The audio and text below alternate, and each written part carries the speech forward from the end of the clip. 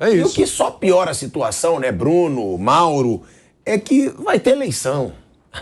E quando vai ter eleição no Corinthians, a gente sabe o burburinho que tem nos bastidores. E isso interfere sim. Eu já cansei de perguntar para jogador, é sério que os bastidores ali, crise com diretoria, eleição, interfere dentro de campo? E todos respondem com unanimidade, é sério.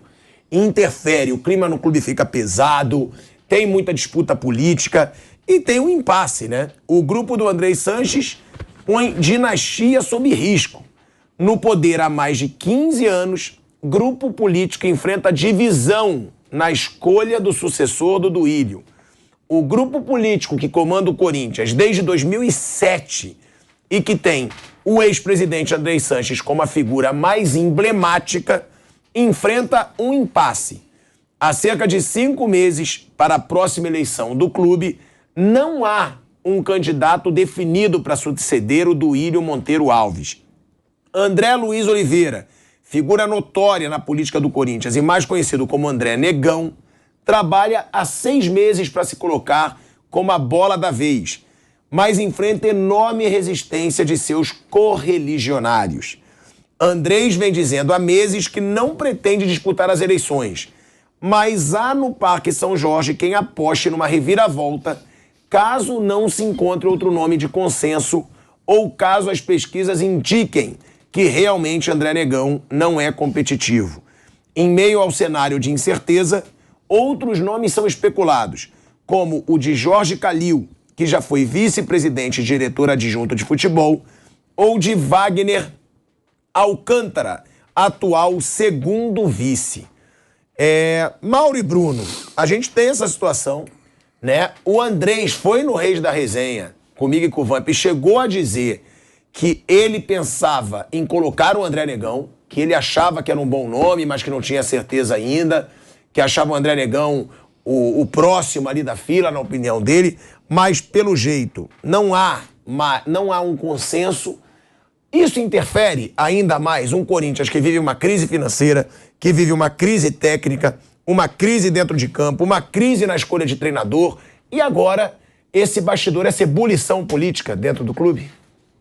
Bom, é um grupo que está no poder há muito tempo e eles correm risco na eleição porque tem uma divisão, como você falou, né? Porque muitas vezes, claro que o resultado de campo pode ter alguma interferência, mas as eleições em clube de futebol, elas têm vários outros aspectos, né? Não é à toa que esse grupo está desde 2007 no poder, que no São Paulo o mesmo grupo está desde 2002 e em vários outros clubes aí, mesmo que resultados de campo não sejam tão bons, o grupo consegue se manter no poder. Então no Corinthians há essa divisão, por enquanto há um candidato de oposição que é o Augusto Melo, alguns falam até de novo no Paulo Garcia, mas nenhum nem outro, assim, não tem no Corinthians uma oposição, vamos dizer assim, feroz, assim, uma oposição realmente combativa, totalmente contrária. Existem grupos políticos e aí um grupo político lança outro candidato, então se ele não é do grupo que está no poder, naturalmente ele vira oposição, mas não tem aquela oposição que é totalmente contra, é totalmente rompida com o grupo que está no poder. Então alguns falam até de uma composição com o grupo de oposição, então vamos ver.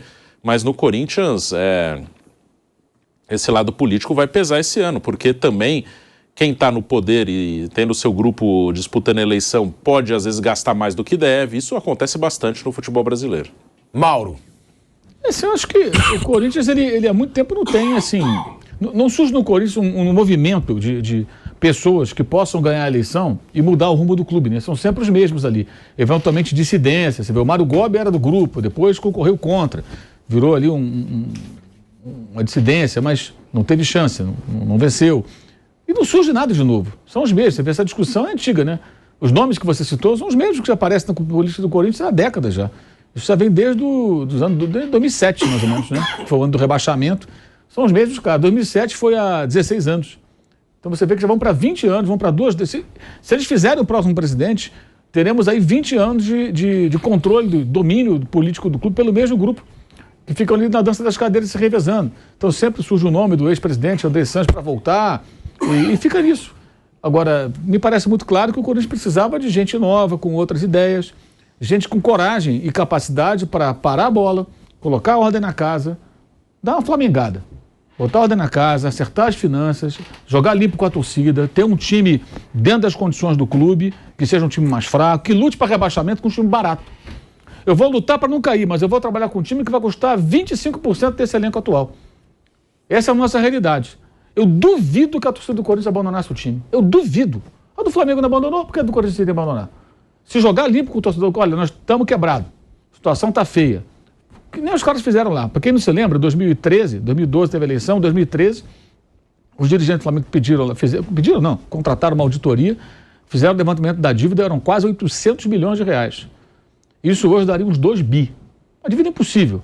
Mas com o potencial do clube eles conseguiram recuperar. Por isso, o Corinthians também tem. Então, se para a bola e abre o jogo com a torcida do Corinthians, a situação é essa, tem que pagar o estádio, tem que pagar a dívida, não temos condições, não dá para continuar assim. Eu duvido que a torcida abandonasse o time. A questão é jogar limpo com o torcedor. Nosso time vai ser um time mais modesto, a gente não vai poder renovar contratos caros, talvez a gente passe aí alguns sustos, talvez corra risco de rebaixamento, mas 2, 3 anos aí para tentar arrumar a casa e depois tentar voltar a um caminho.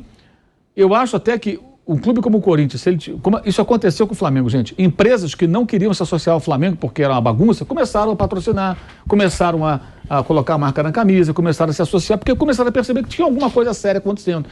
O Corinthians tem tudo para fazer a mesma coisa, mas vai pagar um pedágio. O que está acontecendo? O Corinthians está pagando esse pedágio sem sair do lugar, porque não está ganhando nada, passa por situações constrangedoras. Essas matérias são muito ruins. Por que se eu sou, por exemplo, se eu sou o CEO de uma grande empresa, aí eu sou procurado por alguém que quer que eu seja parceiro do Corinthians. Eu leio no noticiário que não pagou o jogador, que não pagou o fornecedor não sei do quê. Eu não vou me associar, gente, a isso. Porque se eu sou o CEO de uma grande empresa, eu tenho um compromisso com a marca, com os acionistas, com o consumidor do produto que eu coloco no mercado. Eu não vou me associar a um clube que tem esse tipo de problema. Então você tem que limpar um pouco a imagem, melhorar a imagem e passar uma imagem de clube responsável, que cumpre suas obrigações. E o Corinthians tem tudo para isso, gente. Eu acho assim impressionante, é um tempo perdido. E o pior, sequer está ganhando campeonatos. Não está ganhando campeonato. Está brigando para não cair. Para fazer essa campanha que está fazendo hoje, poderia ter um time muito mais barato. O time do Cruzeiro, por exemplo, não é muito mais barato? Veio da segunda divisão. Faz campanha melhor, joga futebol melhor. E com jogadores mais modestos. Pegou o time da Série B, deram uma arrumada ali, quer dizer... E olha que vai demorar, hein, porque lá os problemas são enormes. E o Cruzeiro não pode comparar com o Corinthians, né? Todo o respeito ao Cruzeiro. Não dá para você comparar com o Corinthians. O potencial de arrecadação do Corinthians é muito maior. E eu tenho certeza que a torcida do Corinthians não abandonaria o time. Se chegasse um presidente com capacidade, olha, a situação é essa, vocês têm que ajudar a gente a remar. Vai ter estado cheio, com um time ruim vai ter estado cheio, a torcida vai apoiar, vai ajudar, vai colaborar. E o torcedor percebe o seguinte... É a hora de ajudar para sair do buraco, a gente vai sair e vai para o outro caminho. Mas não adianta. O Corinthians perdeu agora, foi eliminado da Libertadores, ele fala em contratação. Aí o Rojas fez gol no Flamengo. Então, ele é aquilo que eu falei, vocês viram? Chuta de média distância, bem. Não é um jogador extraordinário, não tem a participação ativa o jogo inteiro, mas ele bate bem pro gol. Deixou solto, ele faz. Ele já deu um chute perigoso no primeiro tempo. Aí falam que vão pagar o salário do Marinho, segundo você disse. É muito dinheiro, esse cara ganha muito menos na Argentina. Aí você oferece várias vezes que o cara ganha, quer dizer, o cara ele vem correndo. Mas o clube está em condições de fazer isso. Olha o caso do Paulinho, que veio com um parceiro. Qual é o parceiro lá do Paulinho, né, o Vanderlei? Que não sumiu. Sumiu o parceiro do Paulinho. Sumiu. E o contrato é firmado não com o parceiro, é com o clube. Gente, isso é muito sério. Não, e a novidade é que o Andrés pode ser o nome. Então, diz que se não houver um consenso, pode ser o Andrés. Não sai do lugar. Não existe nenhuma corrente que surja, sabe, de pessoas corintianos capacitados, gente fora da política do Corinthians que possa chegar, não vai ganhar, não existe esse movimento, que é para salvar o clube. Isso que está acontecendo é muito sério, muito grave, cara. O Corinthians está numa situação que é muito preocupante, muito preocupante. Eu acho impressionante, assim, como tantos torcedores, até parte da mídia mesmo, tolera isso que é feito com o Corinthians. Eu acho um absurdo. Tudo bem, tá tudo bem. Aí ganha um jogo, que maravilha, o timão e tudo, aqueles clichês cansativos, né? Não, é sempre sofrido, tem que ser sofrido. É quando perde nos pênaltis pro Ituano, aí não tem esse papo de sofrido. Toma um sacode lá do Del Valle e ninguém fala em sofrido. Gente, não cola mais. O torcedor tem que ser um pouco mais astuto também. Vem com essa conversinha de que tem que ser sofrido, não, tem que ser forte. O Corinthians tem que ser forte. E para ser forte, ele tem que passar por uma reestruturação. O São Paulo, bem ou mal, acho que está tentando isso. É meio tímido, mas o São Paulo não tem os salários que tem lá o Corinthians. Se você pegar o maior salário do São Paulo, que é o Caleri, é menos do que vários caras do elenco do Corinthians. Entendeu? O Caleri é o jogador mais caro do elenco do São Paulo. Então o São Paulo, ele dá uns tiros um pouco maiores ali, mas é mais comedido. E vê o que a torcida de São Paulo faz. Todo jogo. Eu nunca vi, acho que ninguém nunca viu a torcida de São Paulo ser tão solidária como agora. Sempre 50 Está sempre mil lá. É uma geração, tem os mais antigos e os mais novos. Esses mais novos, eu digo os de estádio, como o Bruno fala. Os da rede social são os malas, como é a Flamimimi, essas malas que não vão a jogo, não conhecem o estádio, só sabem encher o saco. O Bruno é muito feliz quando ele fala isso. Os que vão ao estádio, eles entendem o momento de São Paulo, eles apoiam. É uma relação de amor mesmo, de solidariedade. Não, vamos ajudar esse time, cacete. Não vamos dar a perder pro Palmeiras. No outro jogo vai estar todo mundo lá. E por que o Corinthians seria diferente? Mas ficam vendendo ilusão, vendendo ilusão, vendendo ilusão. Acho isso muito triste, porque não vai sair do lugar. Pode até, circunstancialmente, ganhar um título, como quase ganhou a Copa do Brasil no passado. E se ganhasse, o que ia mudar? Ia ter um título a mais. Mas e aí? Continua no buraco. Isso é o bastante para o Corinthians. E, paralelamente, você vê o mais antigo rival, que é o Palmeiras. Eu não falo bom rival porque tem o São Paulo também, tem o Santos, mas o mais antigo é o Palmeiras, né? Numa outra situação. Agora, o Palmeiras teve uma sorte. Apareceu um Paulo Nobre no caminho, que foi lá, turbinou com seus próprios recursos. Depois o clube pagou a ele, mas ajudou barbaridade. E ele tomou conta do clube, colocou gente capacitada, reestruturou o clube, acabou com várias coisas que eram nocivas para o Palmeiras e colocou no trilho. Agora está lá com a Leila Pereira, teve lá o Gagliotti, mas quem colocou no trilho foi... Não tem um Paulo Nobre no Corinthians. Não tem, no caso do Flamengo não foi Bandeira Gemela, foi um grupo de pessoas. Blandinho participou. Não tem um grupo de caras como chegaram no Flamengo em 2012 para ganhar a eleição, tirar quem estava lá e colocar nos eixos. O Corinthians não teve essa sorte. Era apareceu Landim, alguém assim. Valim e Bap. Landim, Valim, Bap, Langoni, Tostes. O Bandeira foi chamado. Bandeira não chegou depois. Ele chega 24 dias antes da eleição, porque o Valim não podia ser candidato. Ele nem sabia o que era aquilo ali, puseram ali. Ele foi correto depois que ele seguiu as diretrizes determinadas, mesmo depois que esses caras se desentenderam, houve uma cisão. Mas quem começou? O Landim, ele foi vice de planejamento. Ele que fez o planejamento do pagamento da dívida, de reestruturação do clube, como se fosse uma companhia, uma empresa. Entendeu? Teve vários caras que participaram na época, né? O Godinho também, que se afastou depois por uma questão pessoal lá dele, né? Também foi ele que começou, inclusive, a juntar esses caras. E o Corinthians não tem. Certamente existem corintianos que são caras bem-sucedidos nas suas áreas profissionais, de atividade, que poderiam. Mas esses caras não apareceram. Não surgiu ainda alguém para juntar uma turma e falar, gente, vamos juntar um grupo aqui, vamos competir lá na eleição do Corinthians, vamos tomar o clube e vamos botar a casa em ordem? O Flamengo teve essa sorte. O Palmeiras teve um homem, por muito dinheiro, apaixonado pelo Palmeiras. O Paulo Nobre era Palmeirinha quando corria de rally. Ele era conhecido como Palmeirinha, não era Paulo Nobre. Ele virou Paulo Nobre como presidente do Palmeiras. Então, Palmeirinha, Palmeirinha. E o cara foi lá e botou o clube em ordem.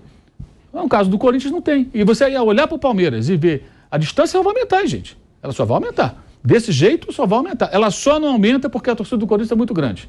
Então, ela sustenta isso aí. E acho impressionante como as pessoas não acordam para isso. E lamento que os colegas da imprensa, que são corintianos assumidos, em sua maioria, não se posicionem contra isso. Deveriam se posicionar, lutar, como jornalistas e como corintianos que são. Fazendo papel profissional e até pela paixão que tem pelos clubes. Mas muitos ficam ali ainda falando, tem que contratar. Contratar com o quê, gente? Sabe, isso aí é um papo furado dos anos 70. Eu acompanho o futebol dos anos 70. Já escutava isso quantas vezes? O Flamengo era eliminado do campeonato. 75, o Flamengo perdeu para o Santa Cruz do Maracanã. Ramon. Pô, todo mundo triste, tudo eliminado do Brasileiro. Né? Ok. Dia seguinte, lá, Jornal dos Esportes. Flamengo vai contratar não sei quem. Maradona foi contratado pelo Flamengo. Todo mundo era contratado. Não contratou ninguém. Cascata. Iludia o torcedor. E você ficava ali pensando, foi eliminado, mas vai chegar um craque. Falcão, quando o Flamengo tomou um sacode do Corinthians, que de 4-1, foi 83, né? Não, 84, quando o Fluminense foi campeão depois em cima do Vasco. Ele elimina, o Corinthians elimina o Flamengo, aí o Fluminense elimina o Corinthians no Morumbi e depois faz a final com o Vasco. No dia seguinte, a manchete dos jornais do Rio era Falcão vem aí. Falcão nunca passou pela porta do Flamengo. É hora de reequilibrar, né? É brincadeira, né, cara? Isso é muito antigo. Maradona, presidente, você está pesquisando. Maradona como vem você aí. soube? Como você soube, hein? Ó, a gente vai para um break.